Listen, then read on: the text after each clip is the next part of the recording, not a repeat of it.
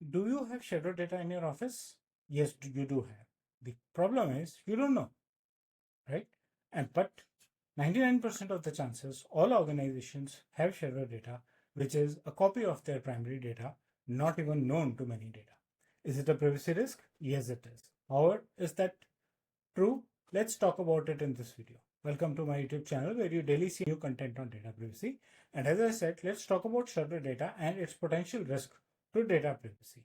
Shadow data is that unknown data that you have in your organization. When I say unknown, it's not coming out of anywhere else, but is a part of your own data.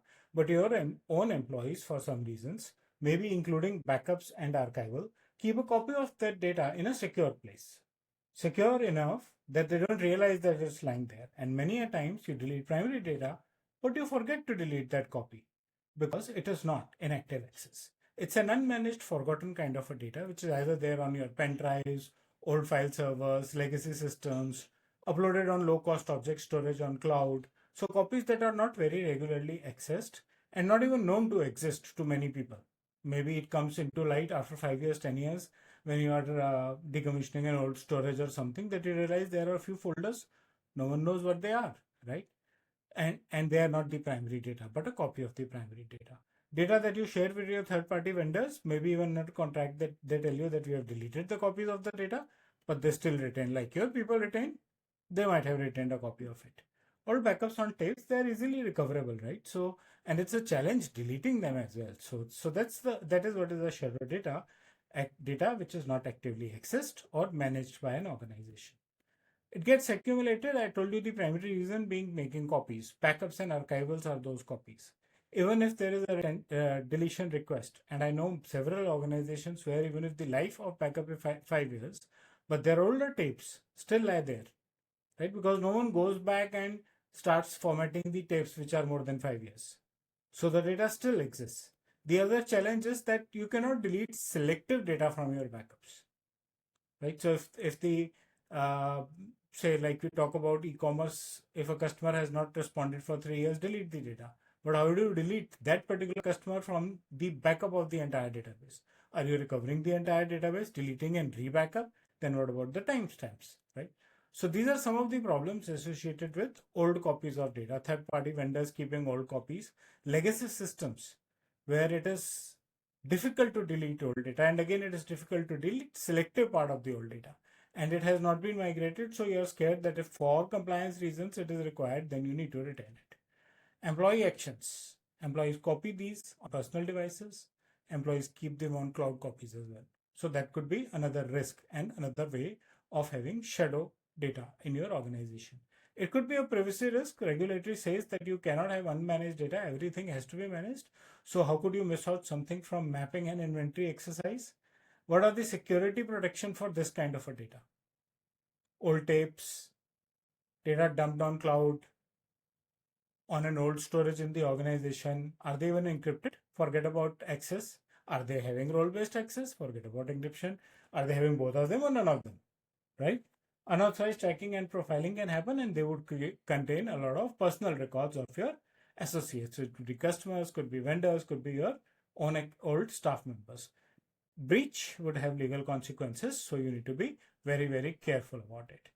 For example, we pick up an example from an automotive company which uploaded test data to cloud, low cost object storage on cloud.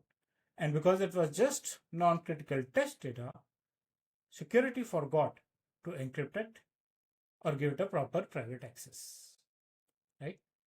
And the hackers breached this data, and the information of around 1,000 customers was exposed to the public. Breach because of shadow data. What is the business cost? And these are some of the facts coming out of various researches done in the last few years. 35% of breaches in 2024 involved shadow data. 25% breaches of on-prem data were because of shadow data or unmanaged data. Breaches took 26% more time to detect. Why do they take 26% more time to detect? We studied this in the entire series of videos on data mapping also. You do data mapping because you want that you know what data you have and where is it lying. And you know everything, and suddenly a breach happens and you don't even know where is the data.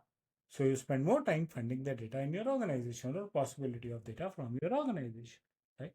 So breach detection becomes late. Average cost of breach being 5.27 million USD 2023 and 2024. And GDPR and DPDP Act have categorically defined that there has to be a deletion process for the old data. FTC fines for any organization that mismanages the data that they have. So how do you reduce this data? Data mapping.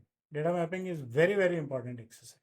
Until you know what data you have and you are able to categorize it to priority, high priority, low priority, medium priority, critical, non-critical, you can't take care of the data. You can't have a strategy to make it secure. You can't have a strategy to make it, to manage it. Vendor audits from time to time might be a slightly difficult exercise, but if you are handling sensitive personal data, then you should get into their technology equipment and see if they have a copy of the data. Training of your employees. No copies, no unauthorized copies. Maybe you have USB logs and no official accounts where they dump the old data or test data on cloud.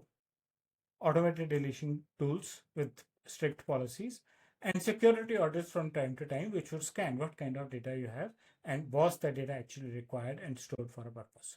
So this is the very basic of what a shadow data is and what has been impact of breach through shadow data.